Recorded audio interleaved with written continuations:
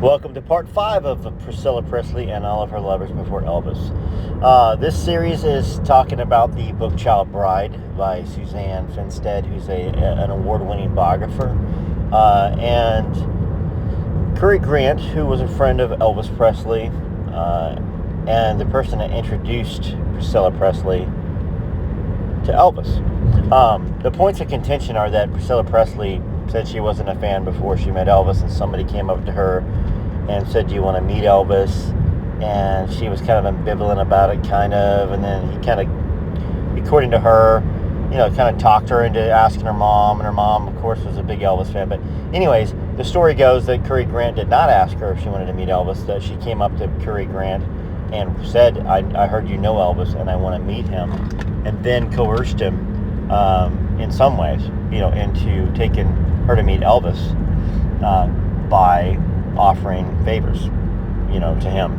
And that the reality of the story of Elvis Presley and Priscilla, that she was a virgin on the wedding night, she waited, all that stuff, that is complete farce, because this book, although we're talking about Curry Grant right now, this book goes into other lovers that she had during, high school, the normal high school years a lot of people have, and that, anyways, let's continue getting the story. These are some of the photos that you're looking at here are actually photos that Curry Grant took of Priscilla Presley in 1961. So you guys, those of you that have been watching this series, listening to this series, one of the last videos that we had, Priscilla denied, that she was even around Curry after she told Elvis that Curry had tried to take advantage of her in 1959. And she said that Curry Grant did not see her after that. But Curry Grant, in fact, was asked by Elvis Presley on the last day of Germany to pick him up, take him to the airport. That cute picture of Priscilla and Elvis in the back of the car, where she's looking all dolled up and he's on the way to the airport, that was taken by Curry.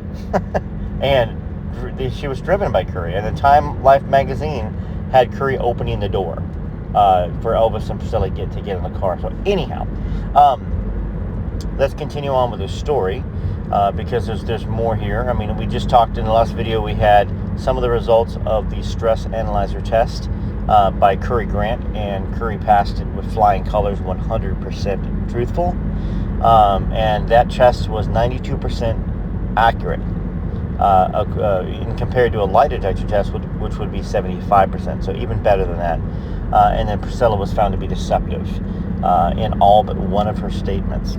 So let's move forward. Let's go ahead and take a look at the results of Priscilla Presley with that voice analyzer stress test, and we'll get in a little bit further, and then we'll end up not completely wrapping up the story on Curry Grant and moving on to some of the other boyfriends that she had, but the biggest lion's share of the story about Curry Grant will be done in this video, except for a couple other really, really, really important things that will be mentioned in the other videos that Curry Grant was part of in Priscilla Presley's life and Elvis Presley's life, and how he was a catalyst for two of the biggest moments in their lives well into the 60s, 1967, 1981. The results for Priscilla Presley on this scientific test established that Priscilla was deceptive or lying when she said these statements. That she had no interest in meeting Elvis back then. Also, that it was her idea to have Curry meet her parents. Also, she was lying or deceptive that Curry approached her and asked her if she wanted to meet Elvis. That she did not know that Curry was a friend of Elvis. So she had all this knowledge beforehand that she pretended was, anyways, that she and Curry did not drive up in the hills and make out. She was deceptive or lying that Curry tried to RAPE her on their way home from Elvis's. She was deceptive that she blew the horn. That he pulled over. She was deceptive or lying that Curry took her by the Rhine River and tried to RAPE her a second time. Deceptive or lying that she told her parents and Elvis that Curry had tried to RAPE her. Deceptive or lying that Curry did not pick her up to drive to meet Elvis on that last day. So, as you've been listening to the series, this is part 5, the last 4 parts, everything that Priscilla claimed, this test, 92% accurate, said she lied. that she was deceptive or lying. And 100% of what Curry stated, including that he and her were lovers, 100% true. According to the test, he passed all of them, and up to a 92% certainty. So, Priscilla fans, think about it. According to Gunther, who ran this test, Priscilla's deceptiveness was so conclusive that Gunther stated that he would testify to the results in court. Beyond the objective analysis provided by the PSC that Curry was telling the truth, you've got my and respect Priscilla was lying, the pictorial evidence that Curry had picked up Priscilla to say goodbye on that last day to Elvis when he left Germany demonstrated unequivocally that Priscilla and Elvis did not ban Curry like she stated, and that he was around. Carol Grant, the husband of Curry, remembered that morning very clearly. They, Elvis and Priscilla, sat in the back, and I sat in the front with Curry.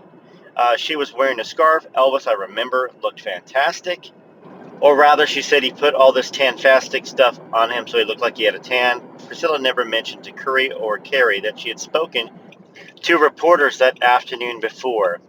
I ain't saying she's a gold digger. I ain't saying that she's trying to get a bunch of attention and stuff in newspapers and all that stuff and become famous herself, but she did.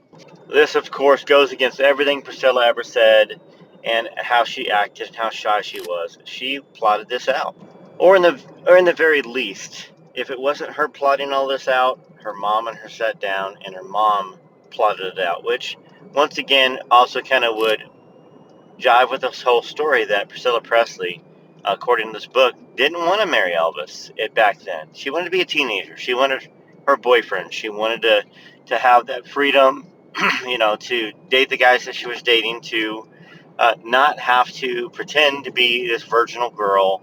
But between the pressure from her mom and her dad and herself, and remember, Priscilla Presley was not a normal girl, if you think about it. She was doted over by her parents, and she was the queen of this and the queen of that. And if the story is correct that Anne, her mother, bought her way into some of these crowns, well, there's this expectation of who Priscilla was supposed to be, who she was supposed to grow up to be, and that sense of entitlement that a lot of Elvis fans say Priscilla Presley has this sense of entitlement, and I feel the same way in a lot of ways, that she has a sense of entitlement. She also seems to be scared all the time, like completely fearful. And I think that fearfulness is that her lies are going to be discovered. So anyhow, let's move forward a little bit more with the story. I'm going to read some more to conclude about Curry and Priscilla, but to just kind of wrap things up, Curry stated that they were lovers in order to meet Elvis Presley. And the voice analyzer stress test says conclusively, 92%, that he's being honest. And everything Priscilla said was lies. That's pretty much the wrap-up story of those first four videos. But going into a lot more details.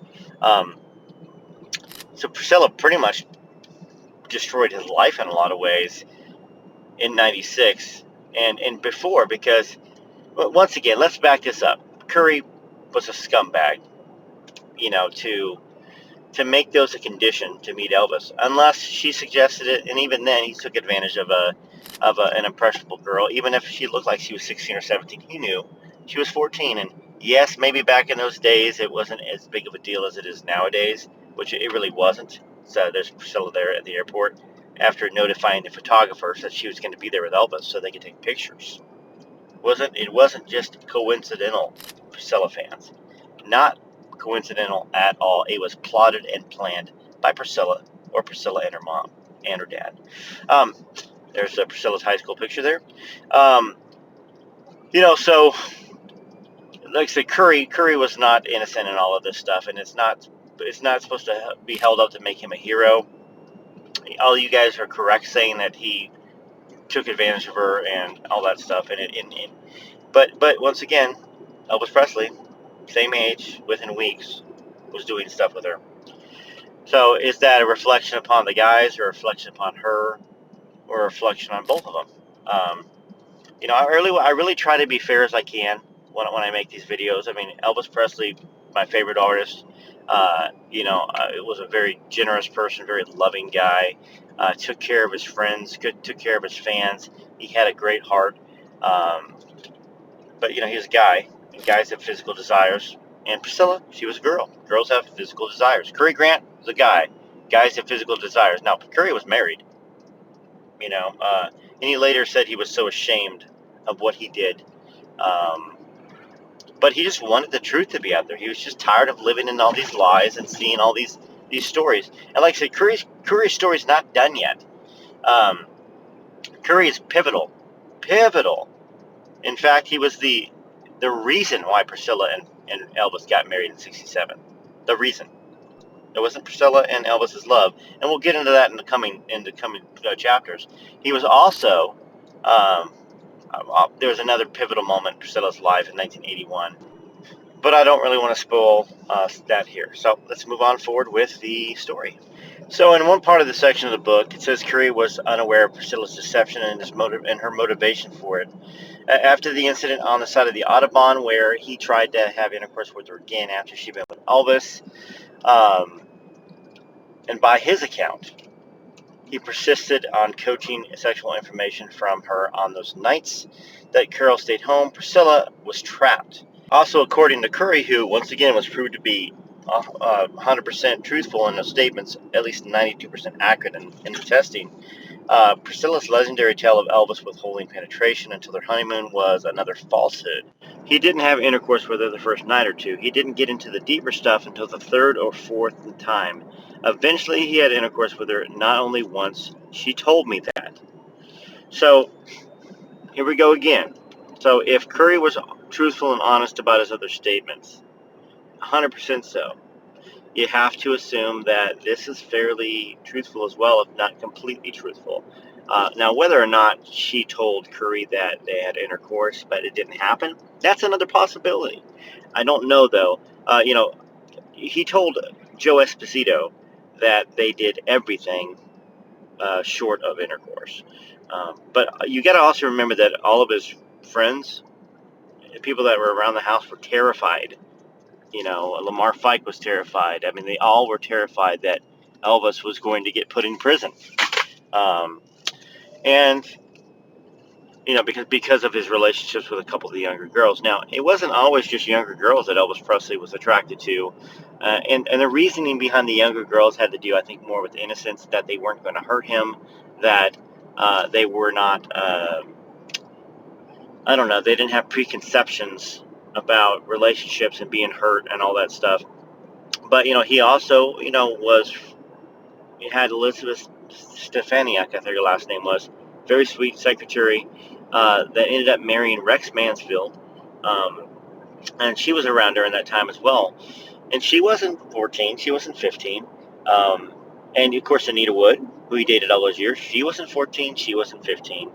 So the idea that Elvis was only attracted to young girls is completely wrong. But, there was a couple of younger girls that looked older, maybe acted older. And so the guys had a reason to be fearful. That's going to wrap up the first segment of this series, Part 5. Part 6 is going to talk about her other lovers before Elvis Presley. And then we are going to explore some more of the Curry Grant intertwining in Priscilla's lives, because he wasn't out of the circle completely. He didn't live in the United States. He lived over there in Europe. But he did have more doings with Priscilla after 1959. All right. Thanks so much. Y'all take care. TCB TLC. Share this. Like this. Hit all notifications. Stay tuned for more. Tomorrow. It's part 6.